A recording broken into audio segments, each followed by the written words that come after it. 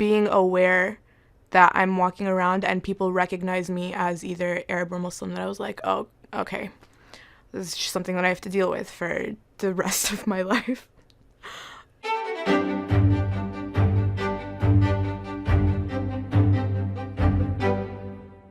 People get to know you, and like I said, they don't automatically think you're Arab or Palestinian, and then they find out you're Palestinian, and then it's like, oh, well, it just gets awkward. I don't know what it is. If I'm not being mistaken for, being Mexican or Cuban, I'm always having to explain, where I'm originally from. Even though I was born and raised in Southfield, Michigan, I have to say my family's Lebanese, even though I only have a U.S. passport. In class, if we're talking about Arabs or if we're talking about Muslims in history or politics or whatever, you kind of like feel this like tension in the air, and all the eyes start to turn at you, like waiting for you to say something. I will ask students, I'll do an exercise with them. So if I say 3 words like Arab, woman, Muslim, like what are the first things that come to your mind?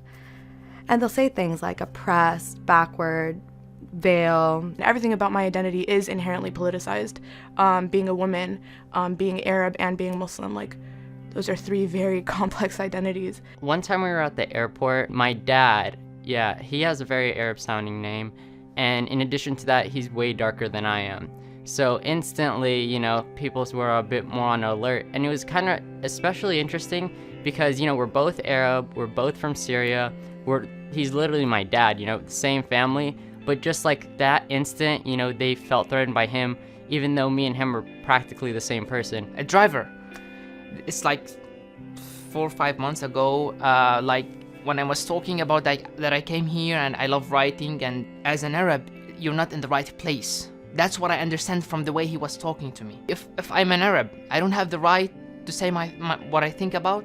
In 1987, I was 4 at the time, and federal agents came into my house and arrested my uncle. That was like the first moment where I knew that being Palestinian specifically, and Arab probably more, I guess broadly speaking, meant something different. On the one hand, I'm Arab and Muslim, and on the other hand, I'm also American. So sometimes balancing those 2 sides gets difficult, and I think you reach a point in your life where you find that balance and you become proud of that balance. I remember this happened to me actually a couple weeks ago. I was in Westwood and we were driving. We needed to park somewhere, and we asked this one lady who was stopped. She had her car lights on, like she was gonna reverse out essentially. And while she was reversing, like she let us take her spot, and then she drove up right next to us and she looked at us and she was like, "By the way, I just want to say, I am so sorry for Trump.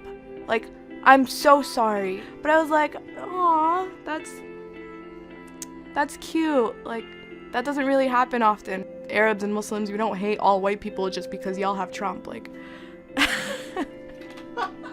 people go to the media because they feel like, or they kind of absorb what the media has to say because they don't always have a peer from that background to talk with. And it's just kind of like, have an open mind, listen, don't listen to change someone else's point of view. People are told to be expressive and be themselves, and at the same time they're being persecuted for that, in the sense that